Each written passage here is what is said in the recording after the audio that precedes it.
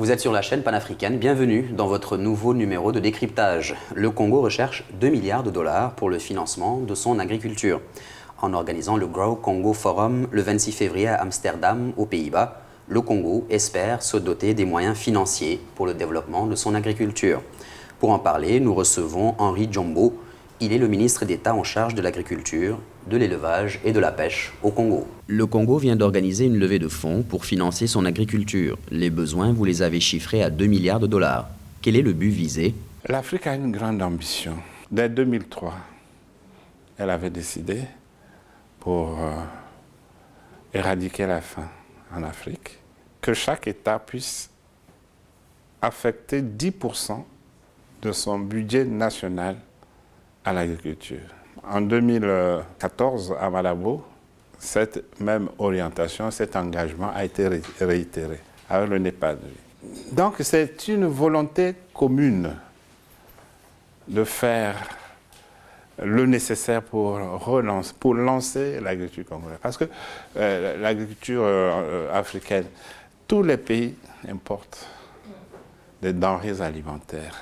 Nous, un continent pauvre, mais qui achète et qui enrichit les riches. C'est paradoxal. Donc il faut mettre en place des plans de développement, des stratégies de mise en œuvre de ces plans pour que l'Afrique devienne autosuffisante.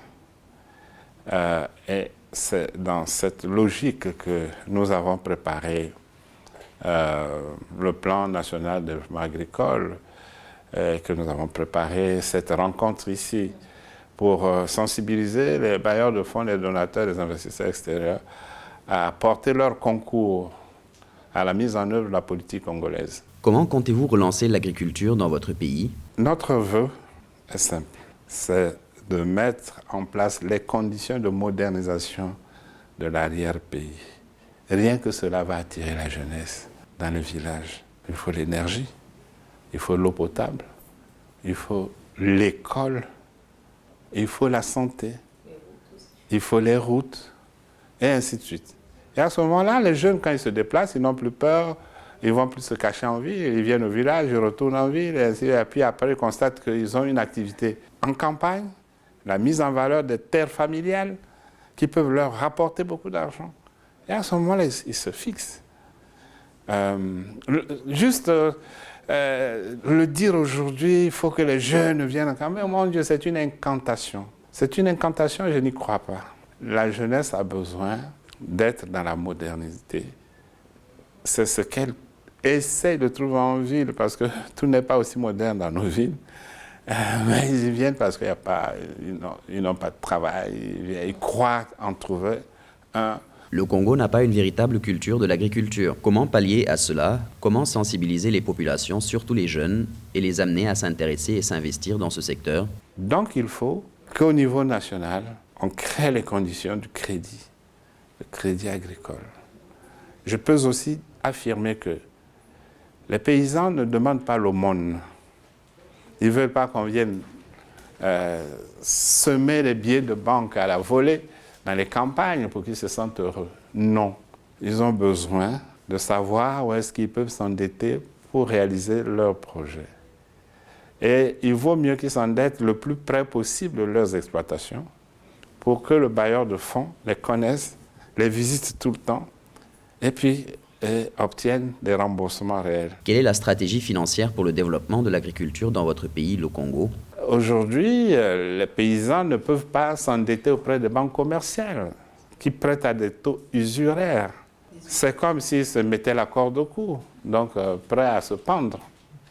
C'est ça la réalité. Mais il faut qu'il y ait des banques de développement agricole qui voient le jour et les bailleurs de fonds, nos conseillers, ils savent que c'est par là qu'on doit passer. Il faut qu'ils insistent, il faut qu'ils nous aident là aussi. Mais on a comme l'impression que parfois ils sont silencieux, ils ne disent rien. Est-ce qu'ils veulent qu'on continue à se perdre et qu'on ne produise pas grand-chose, qu'on dépende toujours de l'extérieur sur le plan alimentaire, que nous perdions notre souveraineté? Non.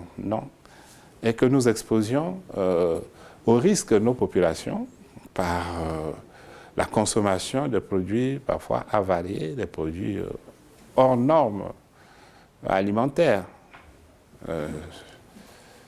Nous devrions avoir le même objectif, c'est de créer les structures qui permettent une dynamique agricole véritable. Vous êtes aussi en charge de la pêche et de l'élevage. Comment se portent ces secteurs? Au niveau de la pêche, nous avons un déficit de à peu près 50 000 tonnes pour couvrir la consommation nationale.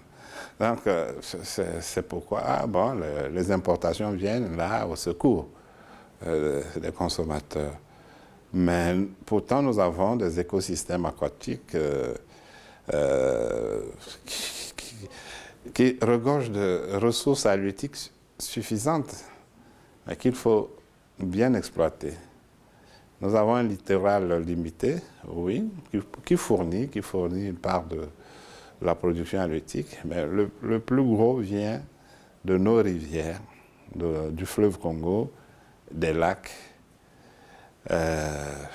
Mais c'est ce plus gros lac qui n'est pas exploité suffisamment. Le plan national de développement agricole a prévu justement de développer presque toutes les filières d'élevage, l'aviculture, le porcin, le caprin, l'ovin et surtout le bovin. Un gros problème qui persiste encore, c'est la disponibilité et la qualité de l'aliment de bétail et de poisson. Il va falloir travailler dessus pour pousser les producteurs à faire plus de maïs, de soja et faire baisser les prix de ces denrées dans la composition de l'aliment de poisson ou de bétail.